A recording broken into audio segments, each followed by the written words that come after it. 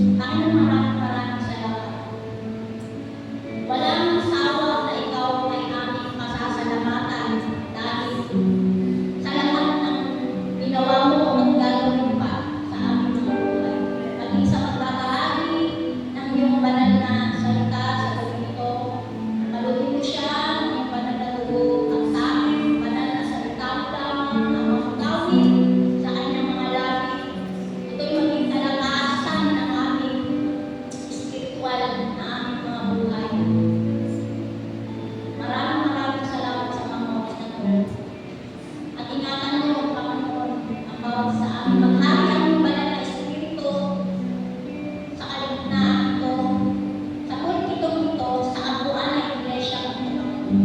Maraming salamat sa mga oras na ito. Isa ang mga pananalangin, Panginoon, na sama-sama na aming mga pananalangin, mga pagtihin namin, yung mga yung kalooban mo yung mangyayari sa aming mga pananalangin, hindi yung kalooban namin yung mangyayari. Hindi yung gusto namin, Panginoon. Tapos, ano yung nais mo, Panginoon, na magiging katagumpayan namin yung kalakasan namin, Panginoon. Ngayon pala, Panginoon, sa mga oras na ito, marami ka ng mga sinagot, Panginoon, na aming mga panalangin. Kaya maraming salamat sa mga oras na ito. Patuloy na ikaw lang ang mabigyan namin ng pasalamatan at tagumpayan na aking namin sa gabi ito. In Jesus' name, Amen.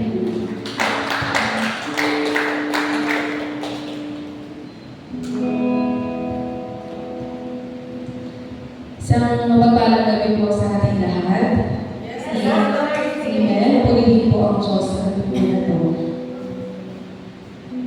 Tunay nga po yung sa bawat ginagawa po natin na pag-uuli sa Kanya. Simple pasalamat natin sa Panginoon. Alam natin na nag-aalala ang Diyos sa bawat pasalamat na ginagawa po natin. Sabi nga, ang pagpasalamat sa Panginoon ay mabuting bagay.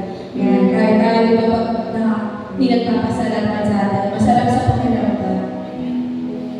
And sa gabi po na to, sabi po sa song, awitin ko man lahat ng awit sa mundo, pero hindi kaya ilarawan kung gaano kadakila yung Diyos sa buhay po natin. Eh, pwede po ba tayo pumikit? Kaya, isipin po natin gaano nga ba naging kadakila ang Diyos sa buhay ko. Sabi doon, kulang ang bawat salita, kahit na makaabot ng isipan natin, hindi natin kaya malibig. Pwede ba muli tayo magpasalamat sa Kanya? Just saying thank you sa Panginoon sa kung paano siya kumikilos sa buhay mo, sa kung paano siya gumagalaw sa pamilya mo, sa kung paano siya gumagalaw sa pangarap mo, sa bawat panalangin mo. Pwede ba magpasalamat muli tayo sa Panginoon? Salamat, Panginoon. Pagkat mabuti ka, Panginoon Diyos, sa lahat ng oras, sa lahat ng panahon, ano man ang sitwasyon na meron ka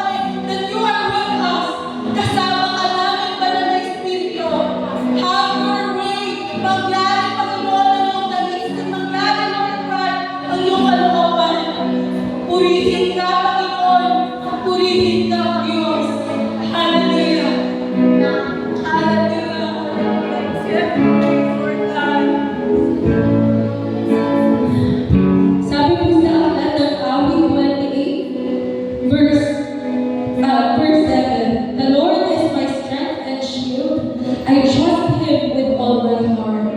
He helps me and my heart is filled with joy. I burst out in song of thanksgiving." Grabe yung inilalagay ng kagalakan ng Panginoon sa atin sa kalagitnaan ng kanyang presensya.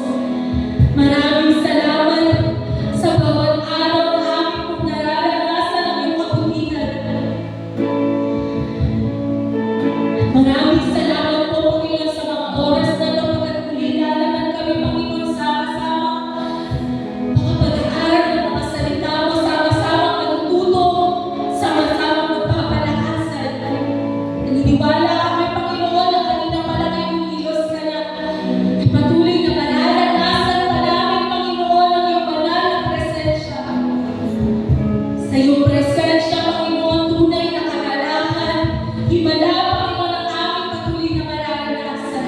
Kaya naman, O Diyos, sa iyo po namin patuloy na itinataas ang lahat ng ito. Lahat ng papuri, ang lahat ng pagdakila, pagsamba. Salamat po sa nag-iisang pangalan mo, aming Panginoon Jesus. Amen. Maaaring na kita ang upo. Amen. Purihin ang Panginoon sa awitin na inihanda po na ating kapatid. Talagang, alam niyo po yun, kung gaano mabuti ang Panginoon Diyos sa buhay natin, siya yun. Amen po. Talagang, walang paglagyan yung ginagawa niya sa buhay natin. Kung paano kulang yung bawat salita, kulang yung bawat pagtataas natin sa Kanya. Dahil higit sa lahat siya talaga ang gumagawa sa buhay natin. Sa bawat araw, pinagtatagapay kita. Amen? Yan. Ang aking pong ibabahagi sa oras na ito ay I remember Jesus. I remember Jesus. Sige po, basahin mo muna natin ang salita ng ating Panginoon Diyos. Tayo po lahat ay tumayo. Basahin po natin ang salita ng ating Panginoon Diyos sa Isaiah 38 hanggang 1 hanggang 6. Sige po, ready, go.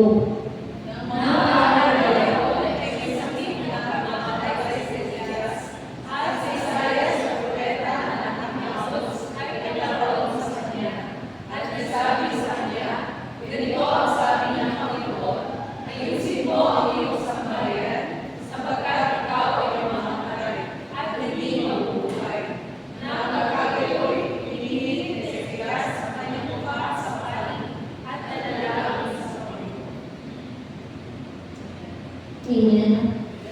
Hanggang, ano po, 7.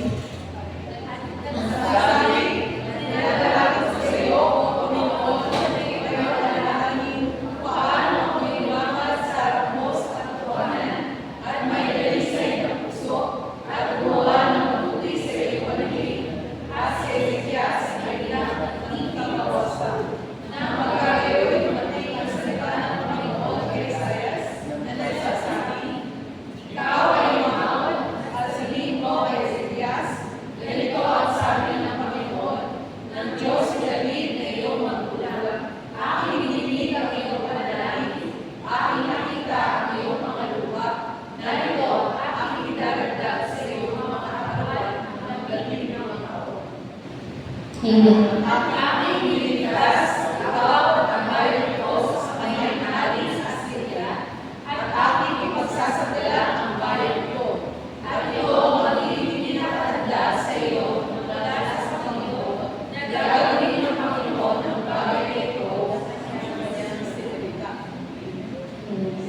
Tayo po lahat ang nanalangin. Hallelujah. Hallelujah. Purihin ka, O Diyos, na banal ng mga pangyarihan sa lahat. Maraming salamat sa pagkabasa ng iyong banal na salita. Tunay nga po, Lord, na ikaw ay Diyos na mga pangyarihan sa lahat na hindi nagkukulang.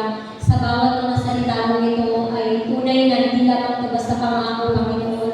Inyo po itong itinutupad sa bawat taong Kristyano na patuloy na nagiging tapat sa iyo, Panginoon. Kaya, Lord, gamitin niyo lamang ako maitin effectively, Panginoon, sa kapahayagan ng mga salita mo, Panginoon. Ikaw ang makita sa aking pong katauhan. Maranasan po namin ang pangunguna ng Banal na Espiritu Santo sa aming pong kalagitnaan. Dalangin po namin na tumigo ito sa aming mga puso at patuloy na ikaw lamang, Panginoon, ang aming pong masambat na dakila sa aming pong mga buhay. Purihin ka, Panginoon Diyos, na mga pangyarihan sa lahat. Aking po namin na tagumpay. In Jesus' name, Amen.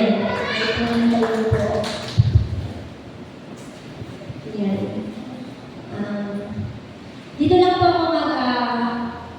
ako kukuha ng dalawang verse na ito sa Isaiah 38:3. Yan.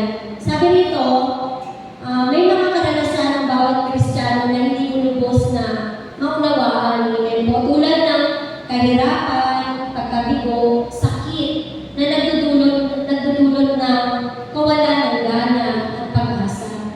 At meron din naman na success agad sa buhay. napakaramdam mo wala ka ng ibang hihilingin pa. Ang lahat ng ito ay bahagi ng proseso ng Diyos. Kahit na dumaranas ka ng matinding sitwasyon sa buhay, alam mo pinagtatagumpay ka pa din ng ating Panginoong Diyos. At kahit alam mo, success ka na, at wala nang ibang hihilingin pa, may alalahanin ka pa din, di ba? Totoo po yan. Kasi wala naman talagang nilikha ang Diyos na perfecto, kundi si Jesus lamang. Siya lang ang ginawa ng Diyos, siya lang po yung nilikha ng Diyos na nagkatawang tao, at siya lang po yung naging perfecto na nangyarahan dito sa lupa. Amen po. Katulad ni Ezekias, siya po ay madasali, at sa bawat makikipaglaban niya, palagi siyang pinagtatagumpay ng ating Panginoon Diyos. Na sa bawat ginagawa niya, lagi niyang tinitiyak na ito ay mabuti at lubos na nakalulugod sa ating Panginoon Diyos. Pero, meron pa rin po siyang sitwasyon ay pinaranas sa kanya ang ating Panginoon Diyos. Yun ay nagkaroon po siya ng matindi at malubhang karamdaman. Nasa piling na po siya ng kamatayan. Yan, kung babasahin po natin ang Book of Isaiah, yan, sa buhay din po ni Ezekias, yan, siya po ay hari. Amen po. Na madasalin po talaga siya. Talagang every time na nakikipaglaban po siya sa hari ng Assyria,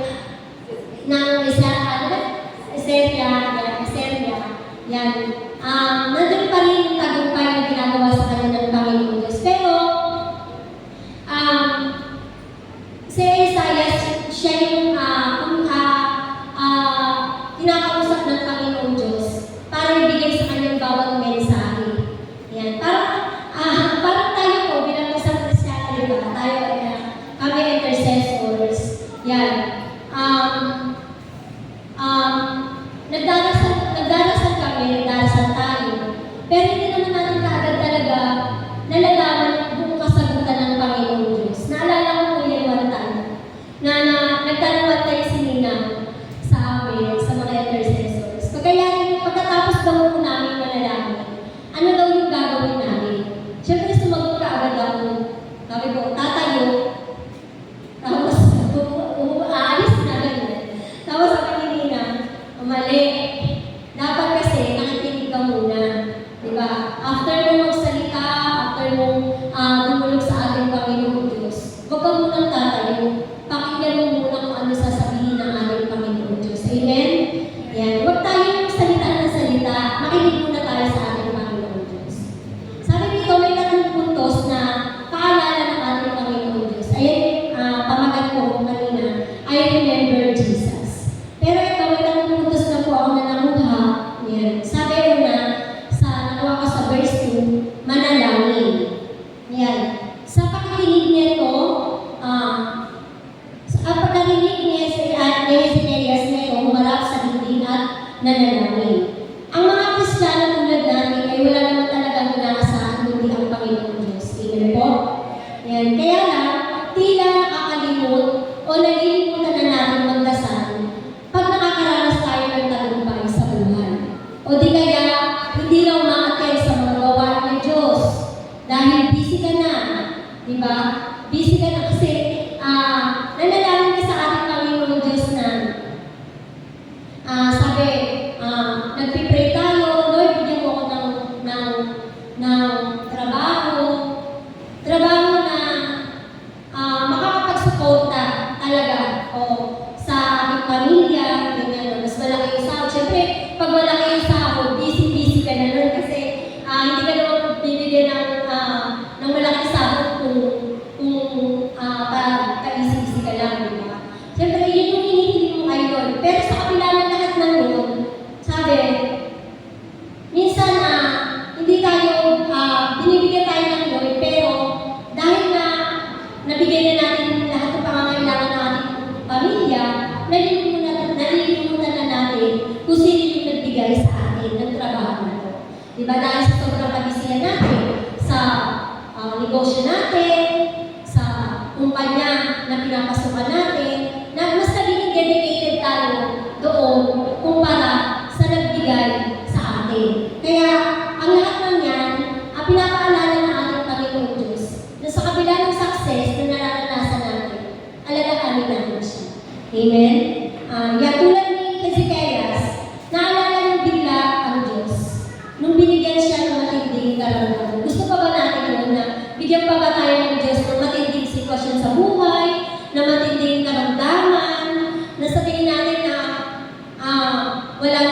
wala na pag-asa.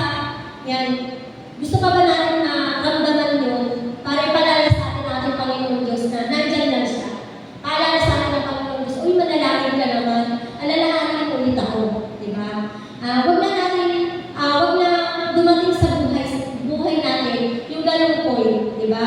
Na hindi lang dapat tayo dumudulog sa ating Panginoon Diyos pag meron tayong sitwasyon, kundi dumulog din tayo sa ating Panginoon Diyos na nakakaranas din tayo ng success. Amen? Ayan. Pangalawa, maglingkod.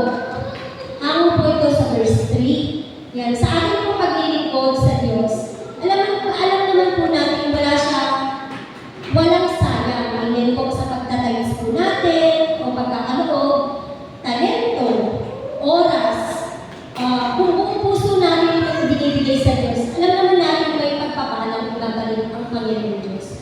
Di ba madalas kong sinasabi na sa panalangin na walang sayang. Amen po. Every time na pupunta tayo dito sa bahay-sambahan na marami tayong trabaho sa bahay, di ba? Pero ang ginawa natin, iniwan natin sila, iniwan natin lahat ng mga gawain natin, iniwan natin ang trabaho, iniwan natin lahat ng mga kabisihan natin sa loob ng bahay para lang dumako sa ating pong gawain dito sa iglesia. Pero sabi nga, sa lahat ng ating pong paglilingkod sa ating Panginoon Diyos, walang sayang. Amen po. Tulad ni Eskeas, pinaalala niya sa Diyos ang lahat ng mabubuting ginawa niya. At hindi talaga yun nalilimutan ng ating Panginoon Diyos. Ang gusto lang ng Diyos, alalahanin natin ang lahat ng pagpapagal na ginagawa natin at magpatuloy. Amen po. Magpatuloy po tayo na sa kabila ng paglilingkod natin sa ating Panginoon Diyos, pagpupuri, pag-attend sa mga gawain. Alam naman po natin o pagkakaloob sa ating Panginoon Diyos. Sa bawat talento na ibinigay niya sa atin, ilang porsyento doon yung naibabalik natin sa Panginoon. Diba? Sa pagdarasal natin, sa umaga, pag-isip pa lang natin, sa hapon, sa gabi bago tayo natulog. Pag kumakain tayo, ilang oras ba tayo lumuluhod sa ating Panginoon Diyos? Ilang oras ba tayo nagpupuri sa ating Panginoon Diyos? Ang gusto lang naman mangyari ng Panginoon, alalahanin natin siya. Amen po? Na huwag tayong titigil. Huwag tayong hihinto sa pagpupuri at paglilingkod natin sa ating Panginoon Diyos. Amen? Amen. Sa kabila ng mga success, di ba? Kasi madalas, may maraming Kristiyano na nakakalimot kapag nakaranas na sila ng ginhawa sa buhay, pag nakakaranas na sila na parang hindi na nila kailangan ng Panginoon Diyos, yung mga mabubuting ginagawa nila paglilingkod sa ating Panginoon Diyos, nalilimutan na nila. Pero sa atin, kaya tayo patuloy at nagpapatuloy sa ating Panginoon Diyos. Yan. Lagi sinasabi ng Diyos, lagi natin alalahanin lahat din ng mga ginagawa natin. Kasi ang Diyos ay hindi nakakalimot. Sinasabi lang niya na magpatuloy, huwag tayong titigil. Amen? At yung pangatlo po, nananis. Yan. Sino po yung nakaranas na ng pagtangis sa harapan ng ating Panginoon Diyos? Yan. Siyempre po tayo po lahat na ang sarap pong maramdaman to. Amen po. Ang sarap pong maramdaman to na lumuluhod ka sa ating Panginoon Diyos. Ang sarap maramdaman na umiiyak ka sa Kanya. Hindi mo ito maramdaman na madalas na yung nararanasan kapag ikaw ay nasa matinding sitwasyon. O matinding sitwasyon ng pamilya mo. Matinding pagluha ang ginagawa niya si Eskeas nung nalaman niya na meron siyang malubhang naramdaman at malapit na siyang mamatay. At ito yung nais ng Diyos na hindi lamang tayo tumatawag sa Kanya, kundi ano yung sinasabi na tears of joy, alam niyo po yun, na sobrang galak ka, sobrang gusto mong lumuhod sa Panginoon dahil alam mo na siya yung nagbibigay sa iyo ng lahat-lahat. Amen po? Huwag naman po sana mangyari yung gano'n yung nananis tayo sa Panginoon Diyos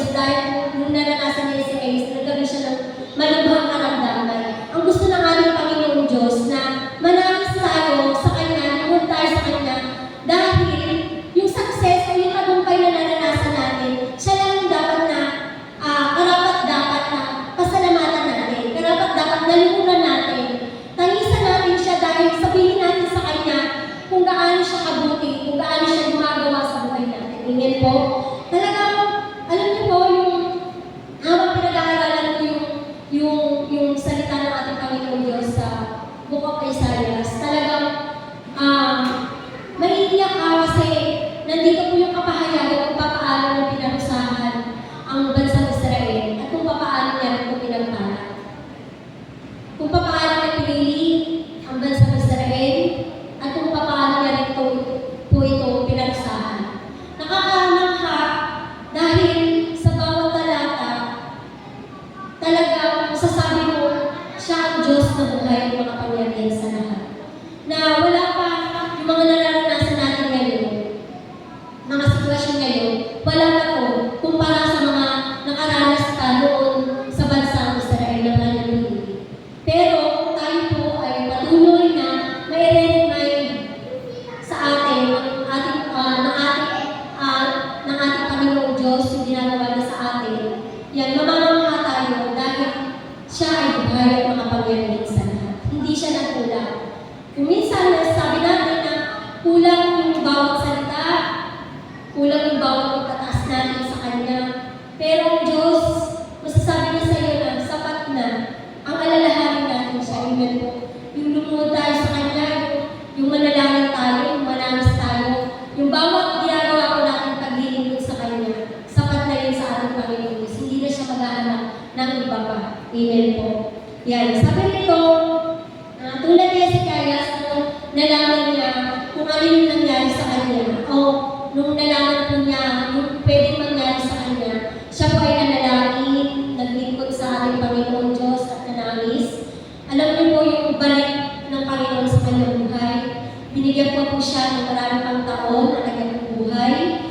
At pinagtatagumpay po siya ng Panginoon Diyos sa bawat labanan. Pinagyaman pa ang kanilang kaharian. Amen?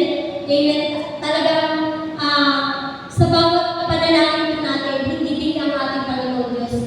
Lagi siya nakikinig. Amen po. Sabi nito, sa conclusion, yan, pinapaalala ng Diyos na manatili tayong nananalangin, naglilingkod at manangis. Hindi dahil tayo ay kanyang sinusubok, kundi dahil ang Diyos ang sentro ng ating buhay. At nakatitiyak na sa bawat hamon ng buhay ay may tagumpay. Amen po. Sa Diyos po ang lahat ng papuri.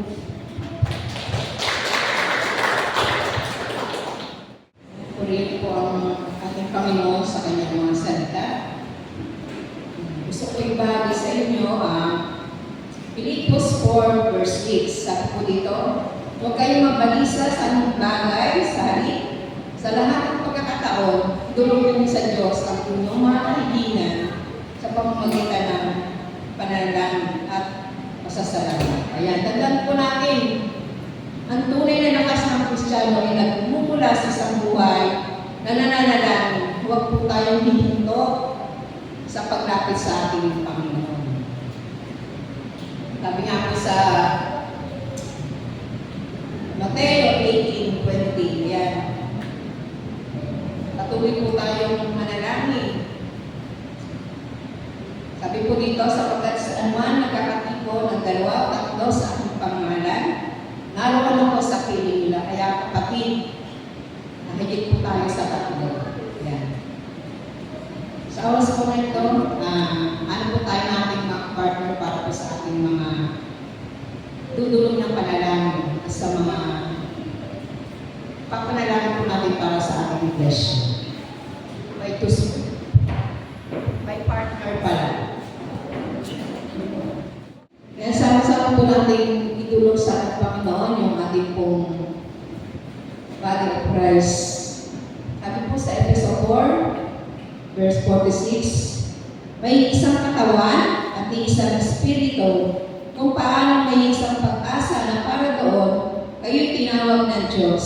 May isang Panginoon, isang pananampalataya at isang bautismo, isang Diyos at Ama nating lahat. Siya higit sa lahat, kumikilos sa lahat, at nananatili sa lahat. Sige po tayo para po sa ating sama-samang panalangin para po sa ating body of Christ. Yan. Yes, Lord, patuloy po Panginoon, nagdilipin po namin ang Diyos, ang inyong katawan, ito po sa pagkakaan. Patuloy po Panginoon na pagpalaan nyo yung mga lingkod na ginagamit mo sa iglesia, sa inyo pong iglesia. Tulungan niyo po sila, Panginoon, yung mga pastoral, na patuloy, na walang sawang naglilingkod sa iyo, Diyos, upang ihayaan ang iyong banal na salita. Patuloy na po, Panginoon, na ingatan na po sila. Patuloy na po niyo ang kinapangalaman, pinansyalin na masigit, spiritually, maging sa kanilang pamilya, na patuloy na sa suporta sa kanila, Lord. Ikisin niyo po sila ng iyong pag-ibig, maranasan nila, Panginoon, yung inyong pong pagyakap sa kanila, anumang sitwasyon ang nararanasan nila, Panginoon, palakasin niyo po sila, O Diyos, sa mga karamdaman na nararanasan nila, O Diyos, pag-alinin mo po sila, Panginoon.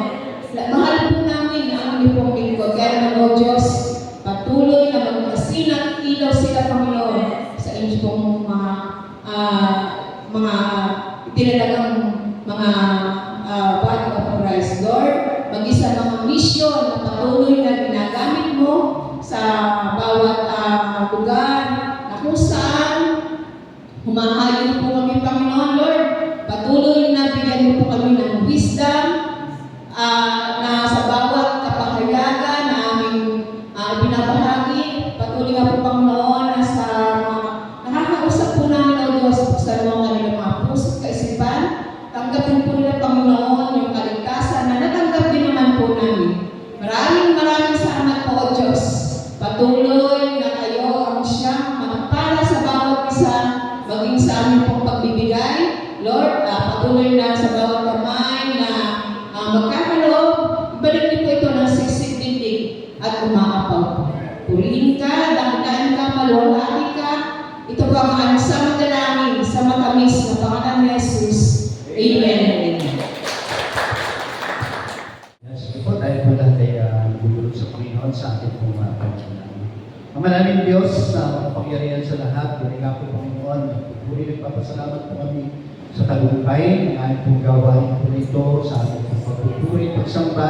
Salamat po Panginoon sa inyong banal na presensya na patuloy pong nilulungog sa ating pong kalagitnaan. Lalo tigit po Panginoon sa pakikinig po namin ay mga banal na salita. Salamat at nawa maging inspiration po namin Panginoon ang buhay ni Ezekias po Panginoon. Nakawag po ito sa aklat po ng Isaias. Patuloy na maging kalakasan po namin ito ng aming pong spiritual na buhay, lalo tigit sa aming pong mga ginagawang paglilingkod. Kaya naman po Panginoon, patuloy na lalo tigit na kami po pupuri at papasalamat sa inyo sa lahat ng aming pong mga binulog sa inyo, sa aming pong pananalangin. Maging ito man po yung aming pong mga personal na prayer request, yung aming pong mga prayer item na binulog po namin sa inyo. Lord, alam po namin na ito po sa patuloy na bibigay po sa amin ng katugunan sa lahat ng aming pong mga ibinalangin. Salamat po Panginoon, maging sa amin pong pagsamantalang pag-iwaiwalay. Lord, dalangin po namin ang iyong pagsama, pag-iingat po Panginoon, ay patuloy po namin itong maranasan sa kabubuhay ng karating, sa amin pong mga tahanan ng ligtas, at dadalhin po namin yung aming pong mga mahal sa buhay na narinig po yung dalag sa kanila pong mga puso. Ingatan niyo po yung bawat isa po sa amin. Maging aming pong mga pagsasalusaluhan sa gabi po na ito, patuloy na pakapaspasan niyo ito, linisin, magsilbing kalakasan po ito ng aming po mga physical na pangangatulan. Ibalik po ito ng maraming beses sa mga taong sa paganda po dito, mga pagbiyaya at pagpapala po nito. Salamat po Panginoon. Mabay kagayin ng bawat isa, mga biyaya at pagpapala na nanggagaling sa ating Diyos naman, ang pag-ibig na nanggagaling sa ating Diyos Anak, at ang pagsama ng Salpang Espiritu ay patuloy po natin itong maranasan ngayon at magpakailanman. Amen.